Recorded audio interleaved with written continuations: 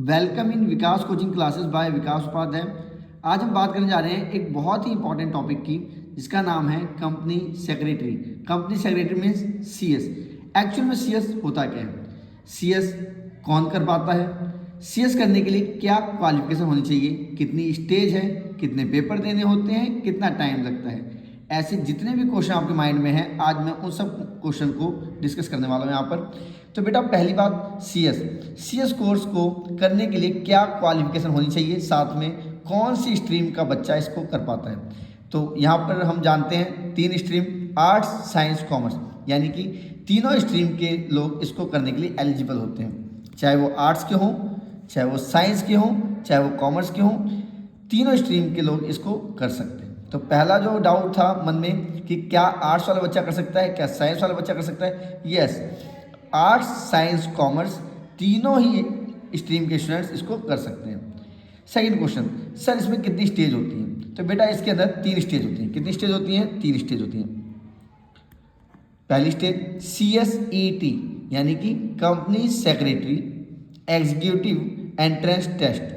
तो पहली स्टेज होती है CS एग्जीक्यूटिव एंट्रेंस टेस्ट, दूसरा होता है एग्जीक्यूटिव, तीसरा होता है प्रोफेशनल, और अगर हम देखें फोर्थ नंबर पे तो होती है 2 ईयर्स की ट्रेनिंग। क्या होती है बेटा? 2 ईयर्स की ट्रेनिंग। आपको 2 साल की ट्रेनिंग करना कंपलसरी होता है, ठीक है। अगर आप 2 साल की ट्रेनिंग कर लेते हैं, आप इन तीनों स्टेजों को क्लियर करने के बाद अगर आप 2 साल की ट्रेनिंग कर लेते हैं तो आप एक CS बन जाते हैं। तो दो बातें क्लियर हो गई।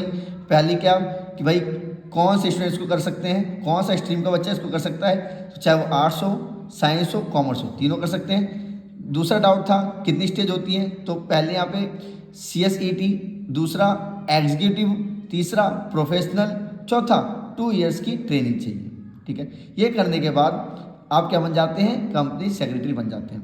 उसके बाद चाहे आप अपनी फर्म खोल लें, चाहे आप किसी कंपनी में जॉब कर लें एज अ CS। तो आओ देखते हैं CSET क्या है। बेटा CSET जैसा कि हमने जाना, CS एग्जीक्यूटिव एंट्रेंस टेस्ट, एक तरीके से एंट्रेंस होता है ये। तो इसके अंदर 4 पेपर होते हैं। कितने पेपर होते हैं? 4 पेपर होते हैं। वो कितने मार्क्स के होते हैं? 200 मार्क्स के होते हैं। इसका मतलब क्या है? Each paper carrying 50 marks. हर पेपर कितने मार्क्स का होता है? 50 मार्क्स का होता है। इसको पास होने के लिए ना आपको 100 मार्क्स ही होते हैं। कितने मार्क्स ही होते हैं? 100 मार्क्स। उसके बाद ये पेपर कब कब कंडक्ट होता है? तो एक साल में CSET का एग्ज़ाम 4 बार कंडक्ट होता है। कितनी बार कंडक्ट होता है? 4 बार कंडक्ट होता है। जनवरी, मई, जुलाई, नवंबर। जनवरी, मई, जुलाई, नवंबर। तो 4 बार एग्ज़ाम कंडक्ट होता है। जैसे कि अगर आप अभी 12th क्लास में हैं तो आप चाहें तो मई दे सकते हैं, आप चाहें जुलाई दे सकते हैं, आप चाहें तो नवंबर दे सकते हैं, ठीक है। तो पहली यहाँ पे एक और कन्फ्यूजन जो हमारे माइंड में थी वो क्लियर हो गई। क्या कि CSET में कितने पेपर होते हैं, कितने मार्क्स का होता है और कब को होता है, ठीक है। इस तरीके से आज हम सारे डाउट अपने डिस्कस करने वाले हैं और सारे डाउट को हम आज यहाँ पे ख़त्म कर देंगे। तो बेटा नेक्स्ट डाउट हमारा क्या है कि इसके बाद क्या आता है भाई? इसके बाद हमारा आता है एग्जीक्यूटिव। इसके बाद हमारा आता है एग्जीक्यूटिव। इसके अंदर कितने ग्रुप होते हैं? 2 ग्रुप होते हैं, ग्रुप 1, ग्रुप 2। हर ग्रुप के अंदर 4 सब्जेक्ट होते हैं, ठीक है। CSET आपने दिया, CSET क्वालिफाई हुए तो आप क्या कहाँ पे आएंगे? आप CS एग्जीक्यूटिव में आएंगे। वहाँ पर कितने ग्रुप होंगे? 2 ग्रुप होंगे। ग्रुप 1 के अंदर 4 सब्जेक्ट, ठीक है। ग्रुप 2 के अंदर 4 सब्जेक्ट। कितने मार्क्स का होगा? फर्स्ट ग्रुप 4 सब्जेक्ट का जब होगा तो उसके अंदर 100 मार्क्स के 4 पेपर होंगे। सेकेंड ग्रुप में क्या होगा? 4 सब्जेक्ट होंगे, 100 मार्क्स के 4 पेपर होंगे। एंट्री लेने के 2 तरीके, एक तो क्या है? डायरेक्ट एंट्री हो जाएगी। डायरेक्ट एंट्री कैसे होती है मैं आपको बताता हूँ। डायरेक्ट एंट्री करने के लिए आपके पास क्या क्या तरीके हैं? डायरेक्ट एंट्री के लिए आपके पास तरीके हैं, या तो आपने ग्रेजुएशन की हो, ग्रेजुएशन किससे? 50% मार्क्स से। इन दैट केस आपको कोई ज़रूरत नहीं है CSET देने की। दूसरा, अगर आप CA क्वालिफाई कर चुके हो, अगर आप CMA क्वालिफाई कर चुके हैं, ठीक है, इन दिस केसेस आपको रिक्वायरमेंट नहीं है क्या करने की? आपको रिक्वायरमेंट नहीं है CSET देने की, ठीक है। तो फर्स्ट जो ग्रुप है वो 4 मार्क्स, 400 मार्क्स का, सेकंड ग्रुप जो है वो 400 मार्क्स का। एंट्री दो तरीके से, CS EET एंड डायरेक्ट, ठीक है। तो 12th का जो स्टूडेंट होता है वो क्या करेगा, वो CS EET देगा, उसके बाद वो CS एग्जीक्यूटिव में आएगा। लेकिन अगर आप ग्रेजुएशन कर रहे हैं या आपका फाइनल ईयर चल रहा है तो आप ग्रेजुएशन कंप्लीट कीजिए, 50% मार्क्स लाइए, उसके बाद आप डायरेक्ट CS एग्जीक्यूटिव में आ जाएंगे।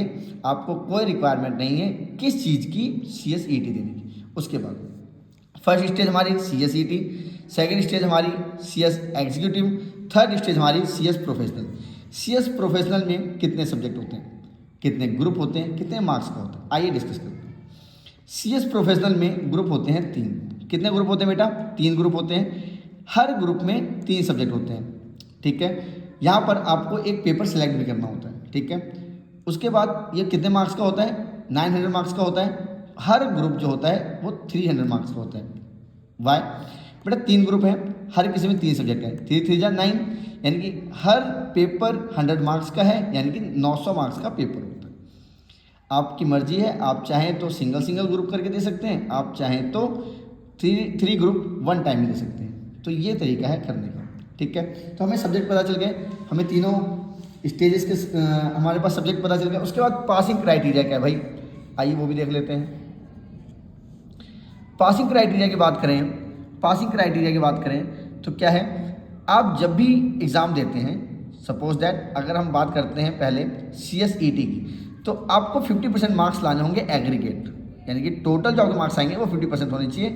टोटल मार्क्स में से आपके जो मार्क्स होने चाहिए वो 50% होने चाहिए। हर सब्जेक्ट में कम से कम एटलीस्ट 40% मार्क्स होने चाहिए। In that case you become qualify, आप क्या हो जाएंगे, क्वालिफाई हो जाएंगे, पास हो जाएंगे आप। चलो एग्जाम्पल लेते हैं। सपोज दैट बेटा आपके 4 सब्जेक्ट हैं, ठीक है। आप एग्जीक्यूटिव दे रहे हो, फर्स्ट ग्रुप दे रहे हो, आपके 4 सब्जेक्ट हैं। 4 सब्जेक्ट के मार्क्स कितने हो गए, 200 मार्क्स हो गए। फर्स्ट सब्जेक्ट में आपके 40 आ गए, सेकंड सब्जेक्ट में 55 आ गए, थर्ड में 52 आ गए, फोर्थ में 53 आ गए, 200 मार्क्स हो गए, आप क्वालिफाई हो गए। क्यों, ईच सब्जेक्ट में आपके 40 होनी चाहिए। अगर किसी स्टूडेंट के यहाँ पे 39 आ जाते हैं ना, और यहाँ 56 आ जाते हैं, तो बेटा 200 अभी भी हो रहे हैं, 200 अभी भी हो रहे हैं, लेकिन अब वो क्वालिफाई नहीं होगा क्योंकि यहाँ पर 40 से कम हो गए। बात समझ में आ रही है, ठीक है। तो ये तरीका होता है यहाँ पर पास होने का, यानी कि आपको एग्रीगेट कितने मार्क्स चाहिए, 200 मार्क्स चाहिए CS को पास करने के लिए, CS एग्ज़ाम को पास करने के लिए। कोई दिक्कत है बेटा, ठीक है। उसके बाद आता है कि सर क्या इसका कोई रेगुलर कॉलेज है, नहीं बेटा इसका कोई रेगुलर कॉलेज नहीं होता। उसके बाद यहाँ पे फीस का क्राइटेरिया क्या है, फीस का क्राइटेरिया की बात करते हैं। फीस के क्राइटेरिया की अगर आप बात कर रहे हो तो जैसे कि अगर आप देते हैं CS EET देने के लिए आपको 1000 रुपीज़ की रजिस्ट्रेशन फीस देनी पड़ती है। किसको, ICSI इंस्टीट्यूट को, किसको देनी पड़ती है, ICSI इंस्टीट्यूट को। ICSI मतलब institute of company secretary of India, okay. आप आते हैं एग्जीक्यूटिव में, किस में आ गए आप, CS एग्जीक्यूटिव में आ गए आप। CS एग्जीक्यूटिव में आने के बाद आपकी जो फीस लगेगी वो अप्रॉक्स लग जाएगी 10,100 फॉर रजिस्ट्रेशन, ठीक है। ये आपकी रजिस्ट्रेशन फीस होती है। यहाँ तक बात क्लियर हो गई आपको, ठीक है। उसके बाद क्या आता है भाई, CS प्रोफेशनल। CS में CS प्रोफेशनल आएगा आपका। CS प्रोफेशनल के अंदर आपकी जो फीस लगती है वो अप्रॉक्स 13,000 लगती है, 13,000 लगती है। हाँ ये याद रखना, अगर SC ST है तो वहाँ पर क्या होगा, 100 रुपीज़ या 1000 रुपीज़ है ना, तो 50% फीस क्या होती है, एग्जाम्प्ट हो जाती है, छूट मिल जाती है आपको, ठीक है। कोई दिक्कत है बेटा इसके अंदर, क्लियर। तो यहाँ तक हमने पढ़ा कि एक्चुअल में जो CS है उसको करने के लिए क्या क्या सब्जेक्ट्स आपको क्वालिफाई करने पड़ेंगे, कितने ग्रुप होते हैं, कौन इसको कर सकता है, क्या फीस स्ट्रक्चर है। अगर आपको अभी भी आपके मन में कोई डाउट है तो आप मुझसे पूछ सकते हैं, आप कमेंट कर सकते हैं। और उसके बाद अगर आपको ये जानना है कि जो सब्जेक्ट हैं उनके नाम क्या हैं, न्यू सिलेबस में क्या नाम है, ओल्ड सिलेबस के क्या नाम है, तो आप उसके लिए मुझे कमेंट कर सकते हैं। नेक्स्ट वीडियो में मैं उन सब बातों को क्लियर कर दूँगा।